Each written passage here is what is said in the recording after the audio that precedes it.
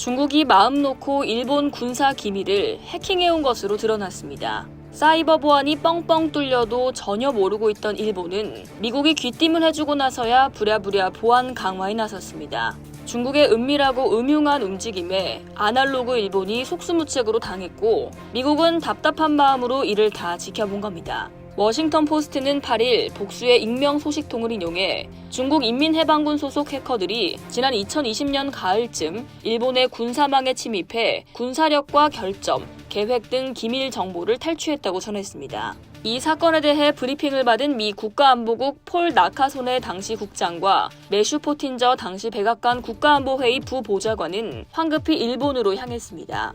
이들은 당시 상황을 회상하며 충격적일 정도로 좋지 못했다고 말했습니다. 하지만 당시 미국은 이 문제에 큰 관심을 갖지 못했다고 워싱턴 포스트는 전했습니다. 도널드 트럼프 당시 대통령은 대선 패배에 이의를 제기하느라 바빴고 행정부는 정권 교체를 준비하느라 분주했기 때문입니다. 정권 인수인계 기간에 제이크 설리번 현 백악관 국가안보보좌관에게도 해당 사안이 보고됐으나 바이든 행정부는 미국 정부와 기업에 대한 러시아 해커들의 공격에 대응하느라 바빴다고 워싱턴 포스트는 설명했습니다. 그로부터 1년 뒤인 2021년 초 중국 해커들이 여전히 일본 국방 네트워크에 접근하고 있는 사실을 알게 됐고 그제서야 미국은 정밀 조사에 들어갔습니다. 당시 미국은 사이버 사령부 소속 수사팀을 일본에 파견해 정보망을 정상화하도록 지원했지만 일본 내부에선 아무리 동맹국이라 할지라도 미국이 기밀 문서를 파헤치는 것을 경계한 것으로 전해집니다. 결국 미일 양측은 일본 내 민간 기업을 선정해 군사망의 취약점을 진단하고 미국 국가안보국과 사이버 사령부 합동팀이 그 결과를 검토하는 방식으로 타협점을 찾았다고 설명했습니다. 일본은 정보망 강화 차원에서 5년간 사이버 보안 예산을 10배로 확대해 70억 달러를 투입하기로 했고 사이버 보안 인력은 4,000명으로 현재 수준 대비 4배 증가시켰습니다. 이 밖에도 24시간 연중 무휴로 일본 네트워크를 모니터링하고 있습니다.